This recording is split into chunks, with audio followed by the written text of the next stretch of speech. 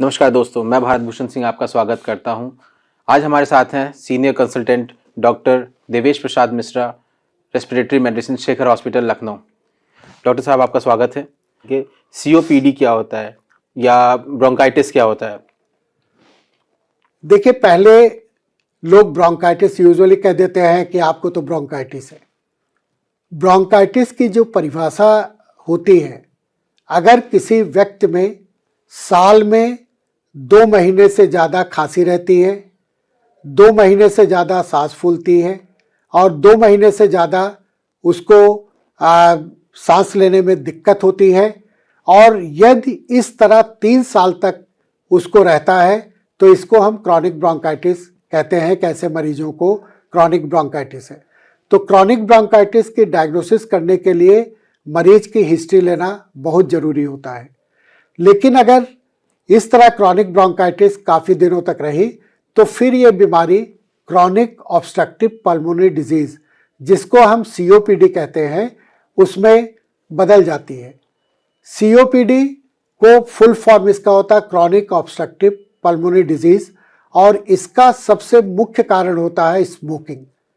अगर कोई व्यक्ति स्मोकिंग कर रहा है, बहुत दिनों तक कर रहा है, तो उसकी फेफड़े की थैलियाँ प्रभावित हो जाती हैं। फेफड़े की थैलियाँ सही रूप से काम नहीं करती हैं। जो स्मोक में धुआं होता है, फेफड़े में करोड़ों की संख्या में थैलियाँ होती हैं, जिसको कि हम एल्वियोलाई कहते हैं। ये एल्वियोलाई फेफड़े की बेसिक यूनिट है। इसके द्वारा ऑक्सीजन लिया जाता है, कार्बन डाइऑक्साइड छोड़ा जाता है। जब हम सांस लेते हैं अंदर की तरफ, तो ऑक्सीजन इस एल्वियोलाई में जाती है, और इस एल्वियोलाई से ऑक्सीजन जो है शरीर के अंदर ब्लड वेसल्स के द्वारा शुद्ध करके जाती है। और जो अशुद्ध हमारे वेन्स होते हैं, ब्लड में होते हैं, कार्बन डाइऑक्साइड, वो कार्बन डाइऑक्साइड इन एल्वियोलाई में आते हैं, और फिर ये एल्वियोलाई उस कार्बन डाइऑक्साइड को बाहर निकालती है। तो जब हम सांस लेते हैं तो उस समय फेफड़े की थैलियों को फैलना पड़ता है ऑक्सीजन को लेने के लिए। ऑक्सीजन जब पहुंचेगा तो फेफड़े की थैलियाँ फैलेंगी, जिससे कि उसमें ऑक्सीजन इकट्ठा होगा। उसके बाद जब ऑक्सीजन ब्लड में चला गया और ब्लड से कार्बन डाइऑक्साइड इसमें आया, तो उस कार्बन डाइऑक्साइड को बाहर निकालना है। तो कार्बन डाइऑक्साइड को बाहर निकालने के लिए इन फेफड़े की थैलियों को सिकुड़ना पड़ता है, और वो फेफड़े की थैलियाँ सिकुड़ करके कार्बन डाइऑक्साइड को बाहर निकाल देती हैं। तो इस तरह जो एल्वियोलाई होती है, जहाँ से कार्बन डाइऑक्साइड और ऑक्सीजन का एक्सचेंज हो रहा है, वो उसकी थैलियाँ जो होती है, उसकी वॉल जो होती है, वो इलास्टिक होती है, जिससे वो फैलती है और सिकुड़ सकती है। लेकिन जब हमारे शरीर में धुएं के कण जाते हैं, चाहे वो स्मोकिंग की वजह से जाए, चाहे वो इंडस्ट्रियल पॉल्यूशन की वजह से जाए, चाहे वो वातावरण के जैसे मोटर व्हीकल्स वगैरह के जो स्मोक निकलते हैं उसके द्वारा जाए, या जैसे खेती में होता है, थ्रेशर्स वगैरह चलते हैं तो उससे ग्रेन्स के डस्ट वगैरह निकलते हैं, वो डस्ट शरीर के अंदर जाए, तो ये सब डस्ट या स्मोक जा करके जो फेफड़े की थैलियों की वॉल होती है उस पर चिपक जाते हैं, और फिर ये निकल नहीं पाते, क्योंकि ये थैलियाँ क्लोज्ड ऑर्गन्स होती हैं। इनका बाहर से वातावरण से तो संपर्क है, केवल वो हवा आ सकती है, जा सकती है, लेकिन उस हवा के द्वारा कोई अगर स्मोक के पार्टिकल्स आ गए तो वो फिर बाहर नहीं निकल सकते, लंग्स में भी एब्जॉर्ब नहीं हो सकते, उन फेफड़े की थैलियों में चिपक जाते हैं, और वो फेफड़े की थैलियों की इलास्टिसिटी खत्म हो जाती है। ईश्वर ने दोनों फेफड़ों में करोड़ों की संख्या में थैलियाँ बनाई हैं। अगर इन करोड़ों की संख्या की थैलियों में 1000, 2000, लाख, 2 लाख अगर नष्ट भी हो जाती है तो प्रभाव नहीं पड़ता, आदमी अपना काम करता रहता है। लेकिन अगर ये 25 से 30% के ऊपर अगर नष्ट हो जाती है तो फिर फेफड़ा प्रभावित होता है, और मरीज चूंकि सही ढंग से ऑक्सीजन ले नहीं पाता, कार्बन डाइऑक्साइड निकाल नहीं पाता, इसलिए उसकी सांस फूलने लगती है, और इसी को हम फिर सीओपीडी कहते हैं।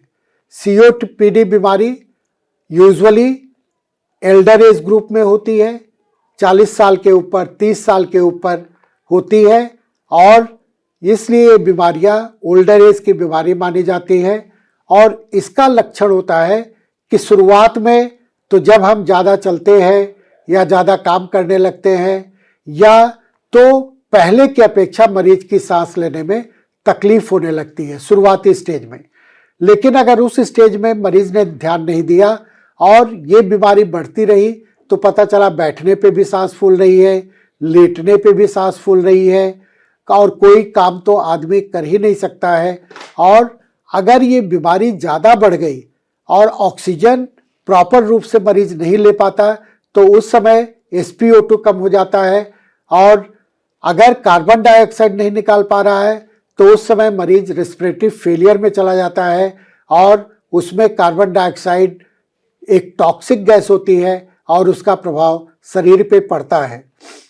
COPD का इलाज अगर डायग्नोसिस हो जाती है, डायग्नोसिस के लिए इसका जो सबसे महत्वपूर्ण टेस्ट है वो पल्मोनरी फंक्शन टेस्ट है। पल्मोनरी फंक्शन टेस्ट में कुछ रीडिंग्स होती है कि जो कि अगर उस रीडिंग पे आती है तो उसको हम COPD मानते हैं।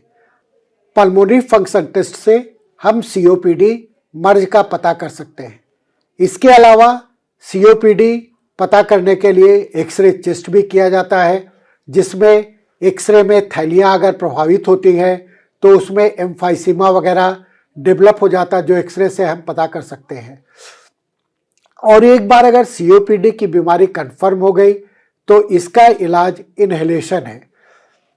इन्हेलर थेरापी आती है जो कि बेस्ट मानी जाती है, क्योंकि इन्हेलर थेरापी जो है, इन्हेलेशन जो हम लेते हैं उसमें दवा सीधे फेफड़े के अंदर जाती है। जब हम उसी दवा का हम दवा के रूप में लेते हैं, टैबलेट के रूप में या इंजेक्शन के रूप में लेते हैं, तो हमारे शरीर के अंदर पहले पेट में जाएगी, फिर लीवर में जाएगी, फिर किडनी में जाएगी, फिर ब्लड के द्वारा तब जा कर के जो है फेफड़े में पहुंचती है। इसलिए जब हम टैबलेट या इंजेक्शन फॉर्म में लेते हैं तो हमको जो दवा की खुराक होती है वो ग्राम में देना पड़ता है। लेकिन वही दवा, सेम दवा अगर हम इन्हेलर से लेते हैं तो वो सीधे फेफड़े में जा रही है और उसका खुराक जो है माइक्रोग्राम में होता है। तो इसलिए एक तो खुराक कम होता है, इसलिए दवा का साइड इफेक्ट कम होता है और इन्हेलर से दवा सीधे फेफड़े में पहुंच रही है और फेफड़े को प्रभावित कर रही है, तो इससे जो है मरीज के ठीक होने की संभावना ज़्यादा होती है। COPD के बीमारी में चूंकि लंबे समय तक इन्हेलर लेना पड़ता है, तो अगर हम लंबे समय तक ड्रग्स लें, दवा लें, तो उसके साइड इफ़ेक्ट्स होते हैं और इन्हेलर के साइड इफ़ेक्ट्स बहुत कम होते हैं। केवल इन्हेलर के साइड इफ़ेक्ट्स में फेफड़े में, मुंह में थोड़ा छाले पड़ सकते हैं और मुंह में पाउडर डिपोजिशन के कारण थोड़े बहुत घाव हो सकते हैं। इसको भी बिल्कुल कम किया जा सकता है। इसलिए हर इन्हेलर लेने के बाद 10 मिनट के बाद हमको गुनगुने पानी से कुल्ला कर लेना चाहिए। अगर हम गुनगुने पानी से कुल्ला कर लेते हैं तो मुंह में भी जो इसके साइड इफ़ेक्ट्स होते हैं उसके कम होने के चांसेस रहते हैं, ना के बराबर रहते हैं। इसलिए अगर COPD की बीमारी पता चल गई तो उसका इन्हेलेशन तुरंत चिकित्सक की सलाह लेकर के इन्हेलेशन थेरापी तुरंत शुरू कर देनी चाहिए। अगर इसमें लापरवाही की गई तो बाद में ऑक्सीजन की ज़रूरत पड़ेगी, आपको अस्पताल में भर्ती होना पड़ेगा, वेंटिलेटर पे जाना पड़ेगा, बाईपैप पे जाना पड़ेगा, क्योंकि अगर उस समय कार्बन डाइऑक्साइड ज़्यादा जमा हो गई तो कार्बन डाइऑक्साइड टॉक्सिक प्रोडक्ट होता है और वो कार्बन डाइऑक्साइड ब्रेन को अफेक्ट करता है और मरीज कोमा में भी जा सकता है, किडनी खराब हो सकती है। और COPD बीमारी के साथ यूजुअली हार्ट की बीमारी भी होने की संभावना बहुत ज़्यादा होती है। इसलिए COPD का सही समय पे उसका पता लगाना बहुत ज़रूरी होता है। अगर सही समय पे उसका पता लगा लिया जाए तो COPD की बीमारी ठीक भी हो सकती है, कंट्रोल में रहती है और आदमी को ICU में भर्ती होने से बचाया जा सकता है। धन्यवाद। बहुत बहुत धन्यवाद डॉक्टर साहब COPD की जानकारी के लिए। अब हमारे दर्शकों को निमोनिया के बारे में बताएं। निमोनिया क्या है, इसके लक्षण क्या हैं, उनको कैसे ही हम इनको ठीक कर सकते हैं? देखिए,